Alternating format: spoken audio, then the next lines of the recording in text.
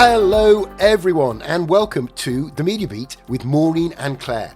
We are on episode 96 and we are got a great episode, as we always do. Maureen and Claire are primed because they're doing a joint deep dive. So, in celebration of the fact that the World Cup starts in 3 weeks, which is so exciting for us football fans, have we got a chance? Are England going to do it this time? No, they're not, but who cares? It's going to be exciting watching. Everybody from around the world is absolutely going to be entranced by the ridiculously large number of teams, 64, going down to 1. But we are going to enjoy it, and there is going to be something about sports rights in the deep dive to celebrate that fact. The biggest sporting event in 4 years is coming up. We've also talking about 2026 Upfront, which has been going on in New York. SAG-AFTRA, which I find very difficult to pronounce, but there's a new deal that they have done on AI. And the Cannes Festival, of course, has been around. And I'm glad to say that well-known and highly regarded scientist Demi Moore has been speaking up on AI. So I'll be interested to find out what she thinks and influence as well. On the Podmoji side, we're talking about Amazon buying Opera, Stephen Colbert waving goodbye, and something about the Resident Evil creators resurfacing, which sounds quite sinister, but we'll find out more about that later on. But first, let's get into the deep dive. I can't quite remember who's going to start, actually, but maybe if you put your hand up. It's Maureen. Maureen's going to start this one, and it's something I find fascinating, the sports rights, particularly as my team, Tottenham, are on the verge of being relegated from the Premier League, so I'll be listening carefully. Can I talk about, sorry, you mentioned the World Cup. Can we talk about the Premier League winners of, this week? Not quite sure who that was. Yeah, I'll have to look it up. Pretty exciting week in North London. Well, in what part of North London? I saw red shirts. Definitely red shirts. As you can tell, Maureen is a massive football fan. 22 years we waited for this. Not quite as long as England has waited for the World Cup, but at least we got one. Years. Yeah. Well, I was alive when England won the World Cup, but only 6 weeks old. But congratulations. Claire, amazed avid that Arsenal Oliver was fan. so quiet. Yeah, he was so quiet. You can see he's skipping over that, wasn't he? Yeah, skipping over that's right. that and talking about relegation instead.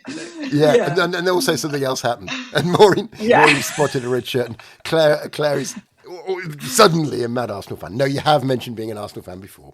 She has always congratulations. been one. She's always been an Arsenal fan. Honestly, every Arsene Wenger, all the way back to Arsene Wenger, that's when so don't do this to me, Oliver. Anyway, we should fair enough. Congratulations. Yeah. It was well deserved. Oh, God, that was awful. Right, let's move. Excuse me.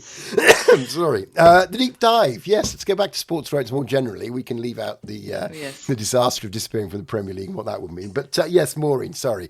And let's not waste any more time. Maureen, please. No problem. I find this is much more entertaining watching the two of you cackle and fight remotely, over whose team should be there up front being spoken about. So yeah, anyway, well done, Claire.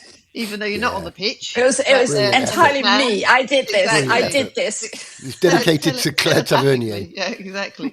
All right, so Oliver, back to the show. The show must go on, as they say. Yes. Okay, you're absolutely right. So we're 3 weeks. Oh my gosh, we're 3 weeks out from the 2026 FIFA World Cup.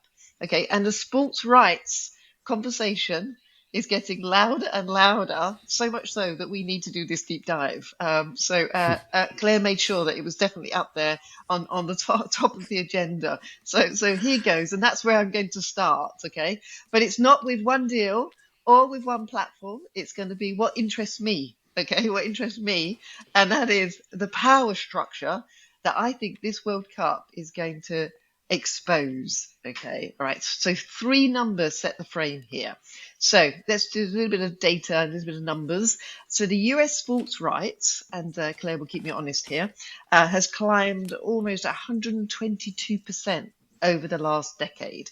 That's from about 14 billion in 2015 to at least 31 billion in 2025. Now the NBA's new domestic package runs to the tune of around 76 billion over 11 years across Disney, ABC and Amazon. And the streamers alone are projected to spend 14 billion on sports rights this year. So that tells you the cost story. So let's get that out of the way. Okay, now I'm going to talk about something much more interesting. All right, so I think it's extraordinary that the biggest sporting event of 2026 that starts on June 11th is still not streamer-led. So Fox has the US English language rights. BBC and ITV split the UK. Netflix has a Gary Lineker podcast deal, but no match footage. Apple has built a viewing experience around third-party broadcasters, not its own rights package. So the streamers are not at the center of this one. They are arranged around it. And that is strange because I think the rest of live sport is moving hard in the other direction. The NFL, and Claire's going to talk a little bit more about this, but the NFL is already renegotiating ahead of schedule, reportedly looking for a 50% increase. So the estimated cost of watching every NFL game across YouTube, TV, Amazon Prime, Peacock, and Netflix is now around $1,500 a season. And that's just before fees and internet. So fans are bloody frustrated by fragmentation, and regulators are starting to notice this. Now, Claire will pick that up a bit later, I know. So into that picture walks TikTok. So FIFA has named TikTok its first preferred platform for the Men's World Cup. And that is not just a marketing exercise, right? TikTok has a 30 creator correspondent team covering the tournament across 4 continents, 11 countries, and 22 cities. Now, these are not creators sitting at home reacting to the games. They are being given access to the team bus arrivals, to training sessions, press conferences, warm-ups, and the spaces around the tournament that usually belong to the accredited journalists and broadcasters. So that changes, I think, what counts as World Cup coverage. So the match is still the match, we know that, but the experience of the tournament is increasingly being built around the match. So clips, the fashion, the jokes, the bilingual fan communities, the referee and explainers, the kit culture, the fan trivia, and the quick reactions. Right. So that is what TikTok is trying to own. Not the 90 minutes, but the feeling of the World Cup as a daily social event. And TikTok is not alone. FIFA also named YouTube a preferred platform for 2026 World Cup. So the media partners will be able to live stream the first 10 minutes of every match on YouTube with highlights, shorts, VOD, and archive content, also part of the package. So if you put those two deals together, you've got TikTok is short, vertical, fan first, and built for the scroll. YouTube is longer, strange to say that, searchable, archival, and closer to the traditional sports feed. So neither replaces the broadcast deals. They sit on top of them. That is the point. So the World Cup will still be watched through broadcasters, but it will increasingly be felt, discussed, retold through creators and platforms before kickoff, between matches, after the final whistles, and in the formats that fans actually use. And there is the rights tension inside that. In the US, Fox Sports is the English language rights holder, and there has been no public agreement extending TikTok live look-ins to US viewers. So the line between platform opportunity and broadcaster production is one to watch. So this is the fault line, in my view. So the rights owners own the match. The platform owns the conversation around the match. So for decades, those were treated as the same thing, as we all know, but they are not the same thing anymore. And I think that's where the value question really gets interesting. So as I mentioned, 76 billion will be spent on the NBA. But you need to recover that through subscriptions, advertising, and retention. If you spend nothing on the rights, but capture the discovery side, the fan culture, and the conversation around the tournament, you may end up with a much more durable asset. So TikTok has not bought the World Cup. YouTube has not bought the World Cup, but both have positioned themselves inside the way the fans will experience it. So the question is not just who owns the 90 minutes. The question is whether, fast forward to 2030, the better business is owning the match or owning everything that happens around it. So Claire, this is where I'm going to hop off and I'm going to hand it to you because I think the production cost question sits directly underneath all that. Claire. Absolutely. First of all, I want to point you to something that exists in the UK and in various other European countries. In the UK, it's called the Ofcom Code on Sports and Other Listed and Designated Events. And it's a regulation that says that certain major events, and that includes the World Cup, have to be on free-to-air television. They can't be on. It was meant to protect those rights from pay television, but that also now includes the streamers. So in a way, there is no option for the FIFA World Cup in the UK. It has to be on BBC and ITV, and then they have a very complicated formula to sort of split the rights. I have looked at two things quickly to add to your fantastic overview, which I completely agree with. I've looked at where the money goes to. So you have all these major deals. Then we'll talk a little bit about World Cup, but also we'll talk a little bit about club football in its wider sense.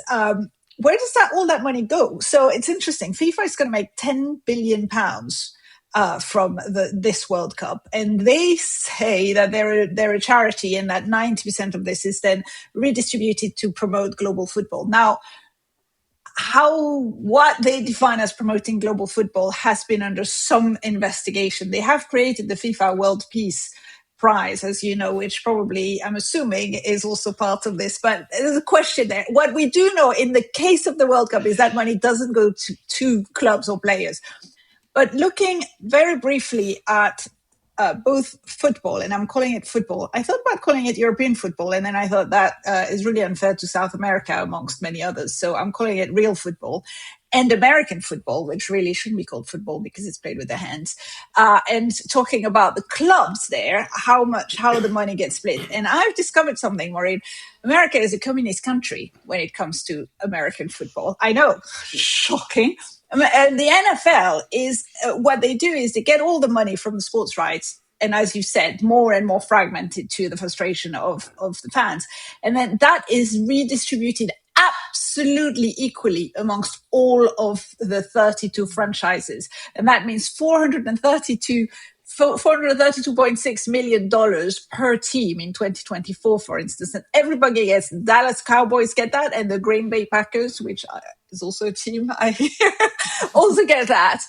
Everybody gets, and that includes even a third of the gate receipts that also goes into a shared pool. What that means is that you don't get this sort of very big clubs and very small club tendency that occurs a lot in Europe.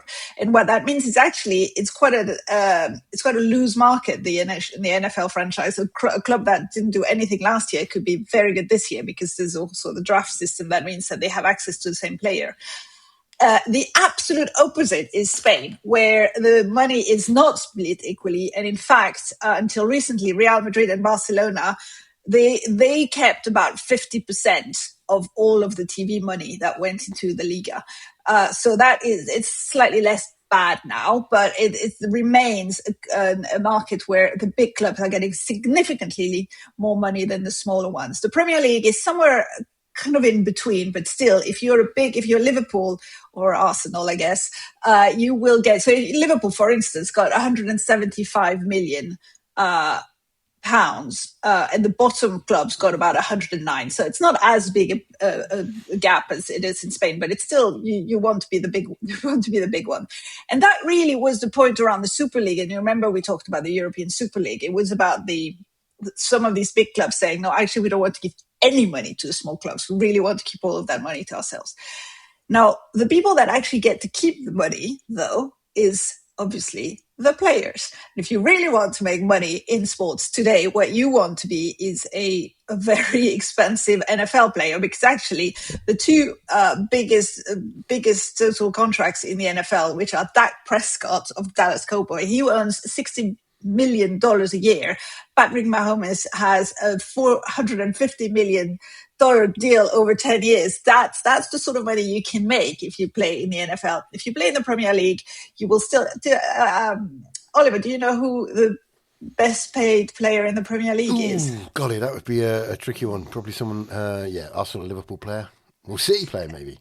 Erling Haaland, yeah, £525,000 a week. So that's That's 27 million pounds a year. So, it's not Manchester City. It's not a bad deal. He's No, doing he's doing all right, fine, that lad. but it's, Born in it's Leeds as peanut. well. Could be playing for England. He was born in Leeds. It's absolutely But infuriating. Sorry. anyway, moving on. So that's where the money goes. Most of the money goes to the players, and the players keep the money, and then they spend it on whatever they want to spend it on. What the channels do is they pay that money to clubs or to FIFA, etc., the TV channels and the streamers, the ones that have the rights to show the sports. And then they have to pay for production costs. And this is the other area where there's been a massive explosion of costs. So it's really interesting to think about this. For Fox Sports or for a BBC and ITV, who are going to be spending a fortune on FIFA World Cup rights, they're also going to be spending a fortune on producing the content. This is not something that's going to make any money for them. They do it because it's, obviously it's a huge marketing spend. They will draw a lot of audiences. They can sell their other shows. If you're a streamer, this is very much a battle against churn. And we know that sports rights help against churn, but it's not something that makes money for them. I don't know if any of you were watching Match of the Day back in the 90s when Alan Hansen was doing little circles around the players on the screen. Do you remember that? Some people remember that. And then you had Gary Neville on Sky who was pressing a touch screen, and that was, oh, wow, that was pretty exciting stuff. None of this. This is all gone now. What we're talking about when we talk about football is the top tier football is 30 plus cameras as standard. We have drones everywhere. We have real-time augmented graphics. So player speed, distance covered, expected goals, all of this overlaid completely live. We have virtual studios.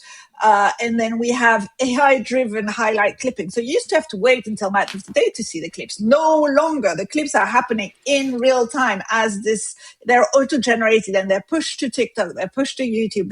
This all has to happen on the live feed. And that's the way you do it. So that's changed dramatically. It has exploded the cost of production. So one of these big shows now, one of the big games now costs, £1 to £2 million to produce in terms of production costs, and it's going up.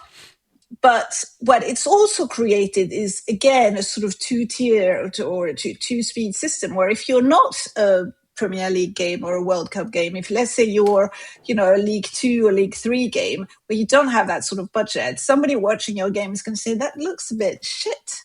To be honest, they're not going to think, where are the drones? Because they don't know about the drones. But suddenly it's just going to look like something that was shot in the 90s because you can't spend that sort of money on smaller games.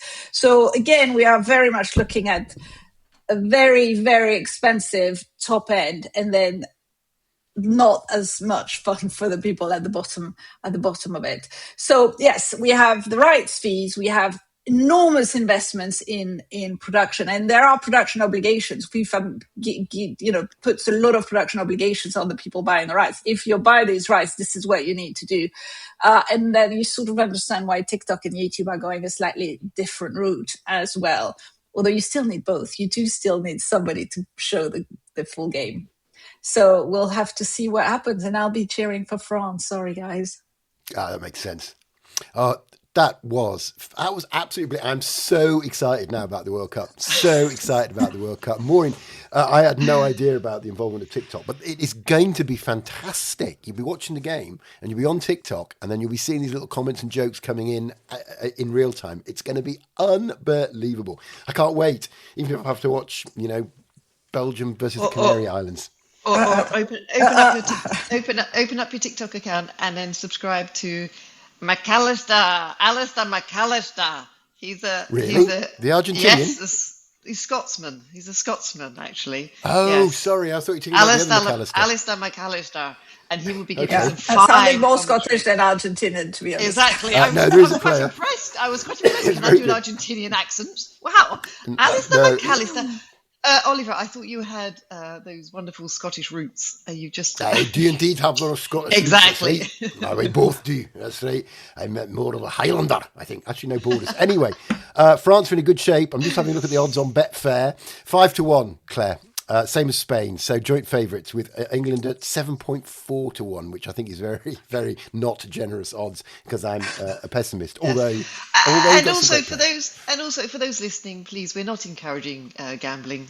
Just No, just no. as a just a Just look just at as the a odds. Don't put caveat, No, money on it. just as a Yeah. caveat and that's a right. disclaimer for this show, we are not Just encouraging had in any some. way No, gambling. absolutely. Just to give a flavour of what the market thinks. No, yes, I think our stance is we're not encouraging, but Exactly. if you want to, why not? It's quite a laugh. Right. We shall stop. We have to move on. That was first class. I love these double headers. Very good. Worked very well. And I love the way Maureen starts with 3 numbers because that gets your attention. Oh, numbers. Let me go. I like that. It's excellent. Thank you so much. We must move on. And of course, now we go to In the News. Okay, first story we have. It's Maureen Kerr is in New York just to report on 2026 Upfront. For those of you who don't know what that is, she will explain. How's the weather in New York, Maureen? And tell us all about 2006 Upfront. Okay, very sunny, and I will pluralize that upfronts. Oh, is it? With an S, So the upfronts. Just going to see who got my Are notes the, wrong. it's basically the annual spring ritual where the TV networks and platforms pitch their next year of programming to advertisers, hoping to lock in ad spend before the season starts. And so the 2026 upfronts are a wrap in New York. So I will be jumping back on a flight and coming back to London. But the headline this year was not really about the schedules, about what's coming up next. It was more about the company that the networks were keeping. And by that, I mean YouTube brought Alex Cooper and the Subway Takes crew to Lincoln Center. Oliver's looking very quizzical there. Fox built Tubi's pitch around Gen Z creators and announced Fox Creator Studios as well. Televisa rolled out a partnership with Mr. Beast around the CONCACAF, if that's how you pronounce it, the CONCACAF Gold Cup, and Beast Industries also held its own invitation-only breakfast for marketing executives. So with the CEO describing the company as a next-generation media platform in the age of AI.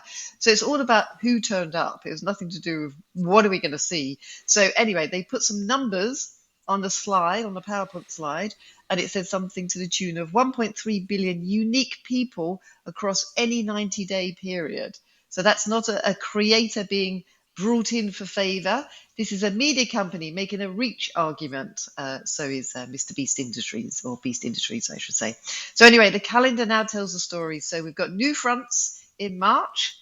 That's already happened. We've got upfronts in May, and we've got creator fronts in September. So 3 separate moments, all pitching to the same advertisers, which is extraordinary. So anyway, the shift is quite clear. We can see linear still delivers, I think, the broadest reach, but streaming clearly gives advertisers targeting and addressability, and that's what's important. So creator-owned channels will provide, I think, the cultural relevance and direct community. And what's changed is that the networks have stopped pretending creators are an exotic sideshow or a side bet. So they're basically inside the room, they're having breakfast with them, and in some cases, they're even renting the room next door. So anyway, that changes the power dynamic. Once the creators are no longer just talent, their distribution, their data, their community, and their conversion. The old buyer-seller map now starts to look very, very dated. So the upfronts are now really rather important. They have wrapped up, and wait for September for the creator fronts. But Claire, what did you pick up from that extraordinary sort of set of circumstances over in New York? Very, very good summary. I think for me it was very interesting. I saw it as a story about discovery becoming so hard, and talent that can help discovery becoming so valuable as a result. And so, it's essentially what you're selling at the upfront. You're selling, remember, to advertisers, not to TV critics or not even to the audience. You're selling your ability to reach audiences at scale, and especially specific audiences like young men, for instance, audiences that are increasingly difficult for advertisers to reach. And this is why they bring in Mr. Beast, because Mr. Beast actually helps reach this very difficult audience. I mean, Beast Games on Amazon became absolutely huge. It was Prime Video's most watched unscripted show ever. That's the sort of thing that will get attention on Madison Avenue. So it's not new that creators, or individual creators, I should say, should be put front and center at the upfronts, which have been going on for a long time. But I think, the difference is exactly as you said, is now we're talking about creators who own a much larger portion of the value chain, and that changes the dynamic quite a lot. So it'll be interesting to see how that evolves. I will say something. There is a mixed record of digital creators moving to sort of mainstream video content, to call it like that. Some of them have done it successfully. We've just talked about Mr. Beast. Some of them have not. There are a lot of examples of people who have tried to move these, very, very well-known creator. One example is Lily Singh, who had 14 million YouTube subscribers. She was given a late night show by NBC, which did very poorly and was cancelled pretty quickly. What we're seeing is the real success stories are those creators who stay on, streaming or digital platforms. Like Hot Ones has become a great example, or even the Amy Poehler podcast, which have become so important in terms of promotion that, as we said in the late night show Deep Dive, they're essentially slowly but surely replacing talk shows. So it'll be interesting to see how many of these creators do translate to mainstream content. I suspect some will, and I would probably bet on Mr. Beast, but I'm not sure all of them will. So that's my take. So fascinating, so quickly moving, so dynamic, I think is the word. So everything changes and everyone has to react to this new world. It's great. I think it'll be fascinating what the qualities of influence are versus those who can make it on mainstream, and that we have yet to see. Thank you so much. Moving on. Yes, so Claire has managed to make it. I don't know how, but anyway, she's standing in front of the Hollywood sign because she's reporting on a new deal regarding AI of SAG-AFTRA, which I've now pronounced correctly, which is, I think, the Actors Union, but Claire will explain. Claire. SAG-AFTRA is indeed the Actors Union in Hollywood. It used to be two unions and they merged, so now it's only one with a double-barreled name. You will remember in 2023, we were already doing the podcast, there was a very long strike of SAG-AFTRA, of the actors. It lasted for 118 days. It was the longer actors' strike in Hollywood history. And it was very much there were various reasons for the strike, but one of them was AI and, the fear of actors for their image to be used for AI training without consent. And they finally reached a deal in November 2023, which was quite restrictive, but was also very much seen as the first step. Well, we are 3 years later, and they are 3 years deal, although the one that's been signed, interestingly, is a 4-year deal. So they're trying to extend the timeline, so that helps for production planning, and it helps for stability, and it helps people to be able to plan a bit more long term. I would say this is the pragmatic deal. This is the deal where we're like, okay, do you know what? And we'll come back to this with Demi Moore. AI is here. When it's not going back in the box, which I guess in 2023 people thought it still might, we better try to make some money out of it. So now this is the deal. The deal is, do you know what? Okay, we understand that there might be digital replicas, but we have provisions. They need informed consent. They need to be secured. There will be a financial penalty if you use my digital likeness instead of me. So essentially, it's a sort of license fee, as it were. And there needs to be, the actor whose likeness is being used needs to be informed if their data is being licensed to a third party. So I think it's the first step towards creating a legal framework around AI, and I think it's quite a clever structure, to be honest. It's a tax, not ban. That's how I would define it. But what did you think, Maureen? So I think the micro drama clause is the one I'm going to watch very, Yeah. very carefully and closely, of course. And I get it that the AI provisions were always going to get the headlines, and everyone was going to focus on that because of what happened in 2023.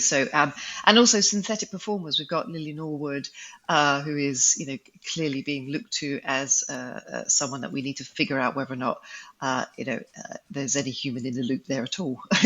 What does it actually mean from a union point of view? But I think what's happening is they are now formally, the union that is, formally recognising that vertical microdrama will be a covered category. And of course, you and I, Claire, have been talking about this for a long time now. That format basically was set somewhere like between social media, mobile gaming, very cheap television, and it's now crossed into this union language, which will change the economics of this entire category. And the whole micro drama model depends on speed, low labor cost, mobile style monetization, and it borrows from television, but it monetizes more like a mobile product. So once performers or shoots or reuse of rights and compensation becomes part of the union framework, the format starts to look less like a loophole, in my view, and more like an emerging production category with real costs attached to it. So the big story is not only about AI, and that AI has entered the contract. I think it's the smallest screen format has entered the contract too. So I think that's actually going to be really interesting to see how that plays out. And I'm definitely going to be following that for sure. Oh, sorry, Claire, you look like you're going to add something. I'm just amazed because spectacular. this is pigs are flying and Arsenal's winning the cup or the league and I'm talking about AI and Maureen's talking about something else. What's going on? No, this is total podcasting. Which Yeah. Football. You can play in any position. And Claire, I knew you would cover AI with elegance, with depth. There's no way I was going to duplicate that, so I had to find some angle. So I read that 27-page contract. Oh, very impressive. Very impressive. Back to front to back, in order to find the clause. And lo and behold, I found one. And Well microdramas, done. which is my second love of a lovable topic. A lovable topic, yeah. It just feed a document into Maureen GPT and it just comes out in seconds. Exactly. Actual intelligence. Maureen has neuro pathways intelligence. That was great. I love the fact you had to qualify that. That was wonderful. Just in case the audience, we're second guessing. All right, yeah. Yeah, no, Sorry. Absolutely. Back to you, Oliver. We don't have to flurry of emails if I didn't do that. Thank you. Well, we've all been travelling a lot this week because I'm here in the Carlton Hotel in Cannes, which is quite pleasant. I've been hanging out with Demi Moore. She likes to be called Demi, by the way. She told me that, and she's got some interesting views on AI, which of course I passed straight on to Claire. So Cannes was still going. I'm flying home ends on Saturday, I think. But yes. Demi's thoughts on AI and other things that are going on at the Cannes Festival, Claire. It's been a very there's been a lot of things going on at the Cannes Festival this year, which Demi was the first one, was the sort of original headline because she's on the jury, and there was an opening press conference on the 12th of May when the festival opened, and she said, AI is here to fight it, is to fight something that is a battle that we will lose. To find ways in which we can work with it is a more valuable path. Now, wow, it's a pretty pragmatic view, and I have to say one that I think is pretty solid. It created a massive backlash. There's another jury member who is Paul Laverty, who is Ken Loach's longtime screenwriter, so obviously he has a more slightly different view on things. And he said, no, this isn't right. The billionaires behind AI assume the rest of the world will follow and swallow it no matter what the consequences, which is also true. So, the point is they're both right. But in this case, Demi Moore is a pretty good and honest assessment of where we are with AI. And in fact, what was interesting at the Cannes market this year is that quite a few films were not just using AI, but using the fact that they were using AI as a selling point. So a lot of the films that were presented were talking about the fact that they were using AI in the production. There was an animated film called Critters, which was human-led but AI-assisted, was the line.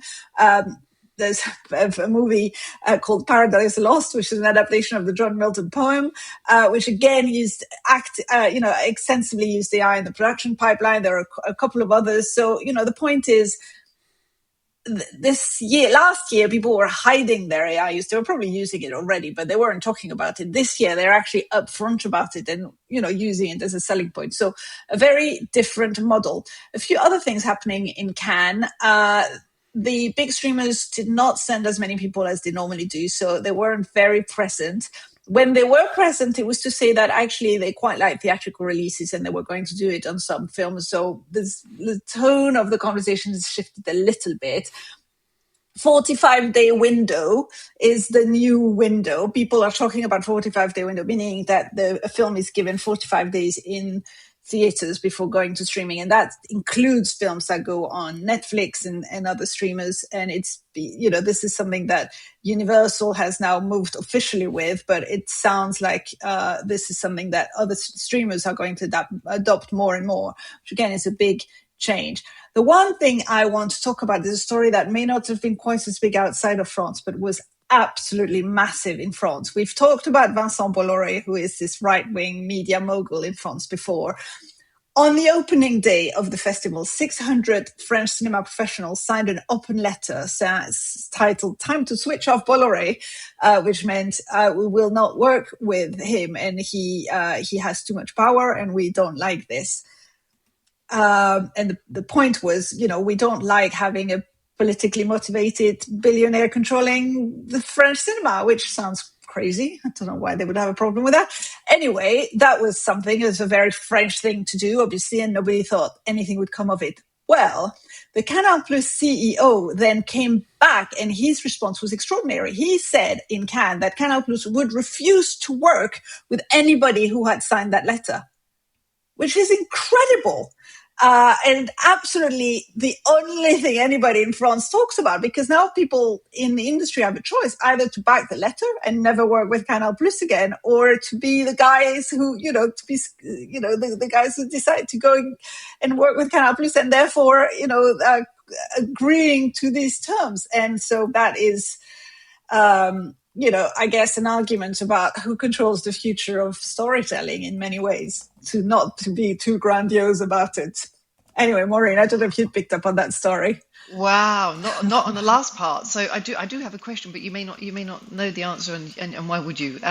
Is there like a time set for them to either endorse the letter to say I'm basically signing again, or I've withdrawn?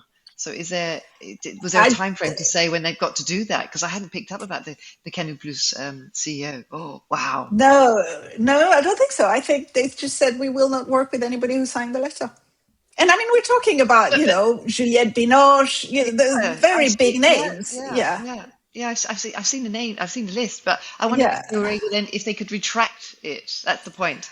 So but can you? Would you? I mean, that's the problem. That's going to be tricky. Yeah, exactly. Yeah. Wow. So no, can you imagine anything like that in the UK? I mean, so that is the story, to be honest, in France that everybody's talking about.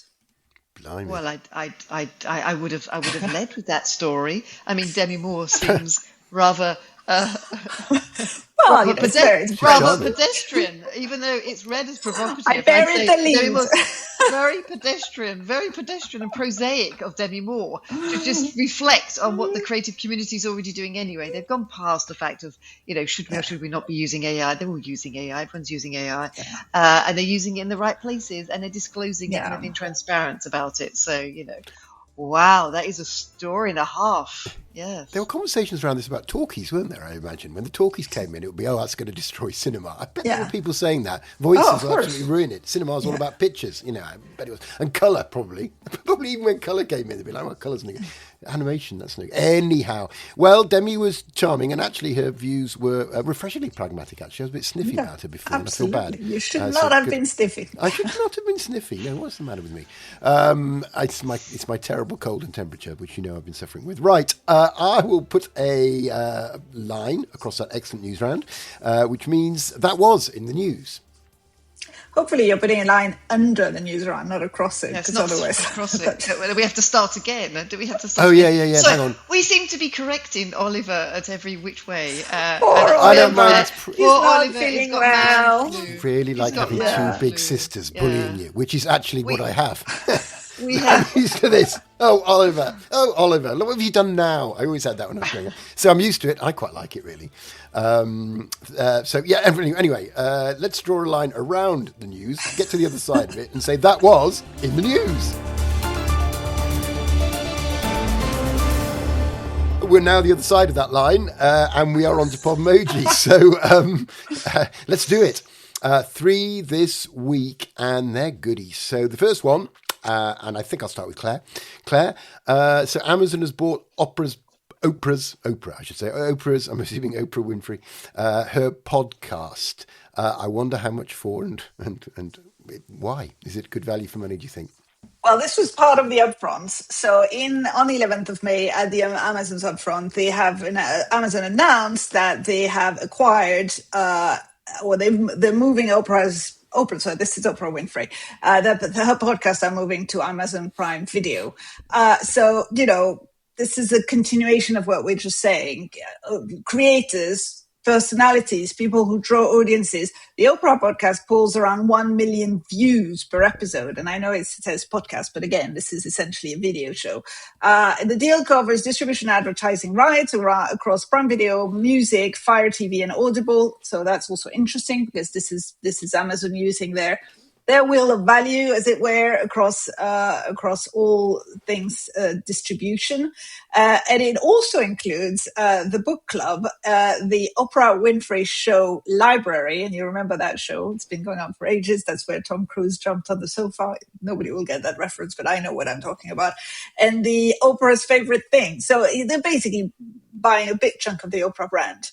So, I think the Oprah will get a certain audience to Amazon, and it will get it very successfully. She's a fantastic creator. She has a very, very solid team, group of followers. She also pulls into commerce. She pulls into all sorts of things that are of interest to Amazon. I think it's a clever deal, and I suspect they've paid a lot of money for it. And I will maybe in her next podcast, Oprah will start distributing cars again, because that was the big thing that she did on her show once. Remember, go under the chair and find a key to a car.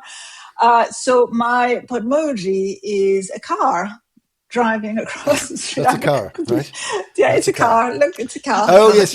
Yeah, I'm mistakenly a car. Well, you do realise we're on YouTube now, Claire, so people can actually see that looks suspiciously like a lady's hand. Did not think that through properly. I'm sorry. I apologise. But it was bouncing up and down, very much like. We'll have to deal with that in post. We'll deal with that in post. Yes. Yeah, please add a car. Please add a car in post, Oliver. I can certainly do that with using AI, 0 points. Right? Yeah. Maureen. Yeah, thank you. That was very entertaining, Claire. That really was. Okay. Can I just recap what Amazon has acquired? All right. So we've got, as you said, the Oprah's book club. We've got Oprah's. They're going to say this full 25 season library of the Oprah Winfrey Show. So let's take a moment with that last part. 25 years worth of catalogue. I mean, that's extraordinary. So Amazon now has the distribution rights to 25, I keep saying this, 25 years of daytime television history. And it has not yet fully said what it's going to do with that. So that's what I'm watching. So I think that's I don't need to say anything more about that. It was like, oh my God. That's a nice one. Oprah and yes, and we have said that library content, hours and hours, volume of library was very important, so that from that perspective, it's a very good deal. How many years was that? Also because 25 years, just 25? in case you forgot that. But don't forget about the Amazon's huge advertising business, and audio and video as well. And they also get the Wondery slate as well, don't they? Which has got the Kelsey brothers, LeBron James, Kelly Palmer, and so on. So and of course Oprah. I think this is an astoundingly good deal. Marvelous. So people are going to say, "Oh, what shall I do today, this afternoon? Oh, I wonder what was on Oprah's show in 2005." Will they do that? They might. There is an appetite for just just content, that we used to call wallpaper TV. It's Yeah. still something that exists. It'll be And interesting. clips as well. I mean, Yeah, just and clips. as Claire described, fancy seeing Tom Cruise jumping up on the sofa, proclaiming his love for Katie Holmes. That's an amazing moment. For some people. And Yeah. you got the rights to do that. You clip it. You make fun with it. It's amazing. I think what you do with it is going. You can't just chuck You it can't up just there. click You, it. you need, Of course. no. You Of need to course. think. Of You need course. to think about how to do it. Yeah. Of course, we can't determine what they're going to do in 5 seconds. Yeah, exactly. Yeah, Yeah. yeah. Just throwing it out there. Just throwing it out there. Yeah. Watch this space. We'll be covering this time and time and time again It's a throughout story. 2026 and beyond. You betcha. That You is our betcha. promise to you. Yeah. Yeah. Okay, that was good. Some pop emojis there. Let me see. Yeah, just adding the scores. Right, Stephen Colbert is the next one. Let's go to you, Maureen. He's saying goodbye. What up with that? I know what your pod emoji is going to be. I was going to say. Oh, yes, she's a massive fan, of course. Massive friend of the show, the Colbert Meister. I'm a massive fan. I'm a massive fan of the show, Stephen Colbert's Late Show, which is on CBS. They announced last year. Was on CBS. Yeah, it was on CBS, but CBS has now said they're going to retire it. I love that. I love that turn of phrase, retire it. So Reimagine. Oliver, no, retire. Reimagine it as blank space. Yeah, Not even reimagining it. No, they're not. So after 33 years of this franchise, right? So 10 of them under Colbert, the network is definitely retiring the title completely. So that's what they've said. Now I'm not going to get into why they've cancelled it because I don't necessarily believe it, but nonetheless, it is stated and it's out there that it was a financial decision because there were reported losses of the tune of, I think, $40 to $50 million. But I think, this is now part of the late night story that gets lost. I mean, this show, it was just absolutely amazing, in terms of what it represented, its era, of the late night show hosts, and of course there are 4 more remaining, each having their own little niche and an own little desk or sofa or play games, if you're talking about Jimmy Fallon. But I mean, this is now probably a consequence of what we were discussing earlier. I think the audience has shifted. They've moved to TikTok. They've moved to vertical. They've moved out elsewhere. So it has changed. The economics have changed. The cultural footprint has changed. I am sad. Desperately sad about it. Letterman did launch this show 33 years ago, pre-internet. Carson. Sorry. Yes, that's true. No, that is true. Sorry, that is true. Thank you for that. And the internet barely existed, and now it is no more. So it's not going to be reimagined. Tonight, the Ed Sullivan Theatre will close. The lights will go off, and Stephen Colbert in the Ed Sullivan Theatre will be no more. Oh, I am desperately sad. So my got it. You're crying. Yeah, got it. That's nice. Yeah, Claire. It's sad, and the not surprising thing, but the interesting thing is that that was the best performing of all the late night shows in terms of audiences. It was still averaging 2.7 million viewers. It is the most watched late night show, so it doesn't bode very well for the others, who all came, by the way, in their last week of the show. Fallon, Kimmel, Mayers, and John Oliver, they all came. David Letterman came back, who was the host for a very long time. So there was a long and extended goodbye party. I'm going to tip my hat to, a number of gentlemen over the television, I think, from Johnny Carson to Letterman to Stephen Colbert. I think it may have ended its run, but it was a very important show for a long time. I'm tipping my hat. Which I also don't have. I don't have the car, I don't have the hat, but you have to imagine. No, but you have the natural mimicry of a French mime performer. So, and I read, and I don't know if anyone watches this, but I read that the slot is going to the Byron Allen's Comics Unleashed. I don't know that. That'll be interesting. He did that great satirical interview with Eminem, didn't he, Stephen Colbert? And I thought both of them were very good in that. So he did that. He pretended not to know who Eminem was, and Eminem pretended to be a sort of sulky performer. And I thought they were both very cool. I thought it showed me that Eminem's a cool guy, got a sense of humour. And anyway, that's what he did. So that's over. Oh dear. Fantastic writer as well. Fantastic writer. Yeah, because he was a key writer on the show as well. Yeah, It wasn't he was just a key it wasn't just a writer. frontman. Yes, so another cultural icon goes the way of, I can't think of anyone. So next, yes. I don't understand what this is, but I can't wait for it to be explained to me. I'm going to start with Claire, I think. The Resident Evil creator resurfaces, which sounds like they may have disappeared, with a mystery. I've got a deep voice today, with a mystery project. It's a mystery project. So this is just a funny story that caught my eye. Which funny or interesting. Shinji Mikami is a legendary game producer. He created Resident Evil, Devil May Cry, Okami, The Evil Within. So this sort of really scary games.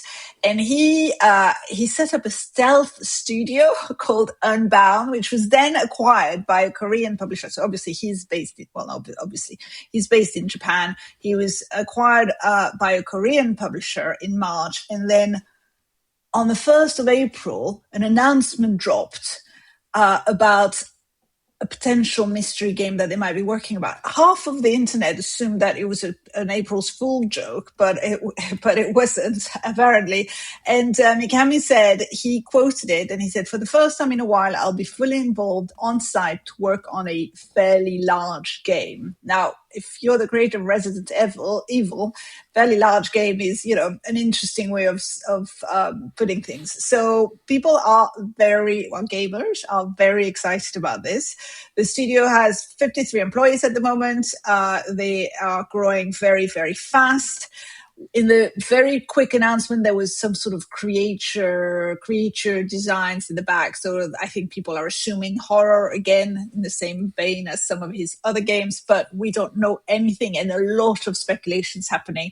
The other interesting angle of that, apart from the mystery, which everybody likes a good mystery, is that sort of cross-border M&A angle, because a Korean studio buys a Japanese studio run by a proper legend, and they want to publish on all platforms. This isn't a specific platform game. So this is a very new structure for the gaming world, and hasn't really been covered in Western gaming press, which is an interesting element. So I thought it was a fun story. I'm looking forward to finding out more about it. So I'm going to I don't know, I imagine a Sherlock Holmes.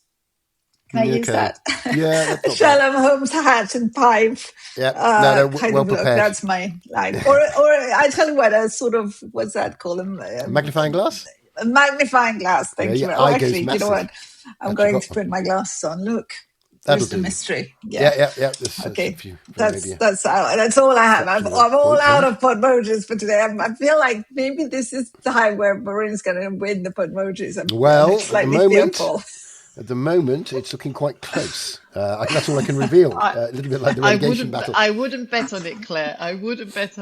I'm probably as prepared as you are. So yeah. Not that we are encouraging betting. So horror. You reckon horror? A legal disclaimer: we do not encourage betting. We do not encourage betting in any shape or form. The horror. So yeah, the dad of the survival horror is now publishing in Korea. You're absolutely right. So it's likely Claire. not to be like 3D Pac-Man or something. Right. Yeah. Okay. I understand. Well, Sorry.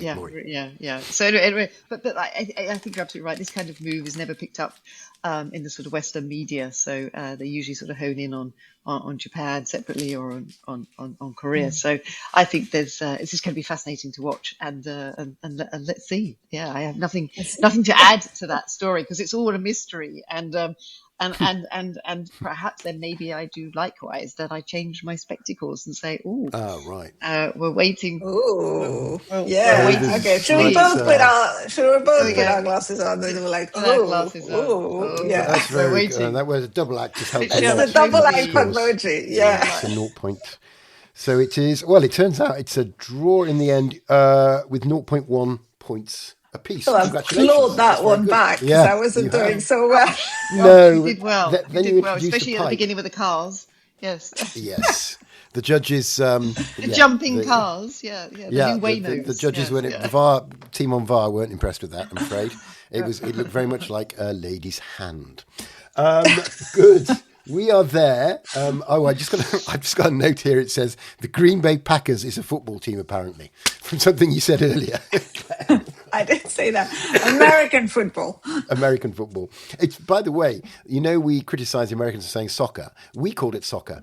It's Up true. until about Yeah, the but now 70s. we call it football, and Yeah. it is played by putting your foot on a ball. That's another which I great think revelation. is a pretty Thank you. good definition of football. Let's look at American football for a moment. Oh, look, they're holding the ball in their hands. Claire's gone off. So And here endeth the lesson yeah, by Claire. it's a very good point. Claire steps down from her soapbox. Yeah, we have association football, Fine. soccer. Do you want to see a car? No, probably not. I think Okay, she's that's become good. quite delirious. Yes. Yes, we've cleared up a few things there. Football is played with the foot. Green Bay Packers exist. And Stephen Colbert is leaving. Thank you so much. I love the deep dive as well. The World Cup in 3 weeks. The whole world is so excited. He's so excited. Oh, it's going to be brilliant. My friend takes 3 weeks off to watch every single match. Really? Wow. Yeah, he's a doctor. Wow. And he takes, and he said, what do you think? What do you think Cuba are playing Afghanistan? What do you think? And we're like, Rack, what are you doing? Anyway, it's going to be brilliant. We'll probably talk about it between then and now. Loads of really interesting stuff today about how the world is changing, which I quite like as well. We have to go. Gosh, we're slightly over time, but not too much. So I will say goodbye to Claire. Bye-bye. Goodbye, Oliver. I hope you feel better soon. I feel better already, actually. And Maury, goodbye. Goodbye, Oliver. And yeah, I hope the man flu disappears. Oh, it's been terrible. Goodbye, Claire. Yeah. Goodbye. And goodbye to one and all. See you on the next one. But until then, bye-bye.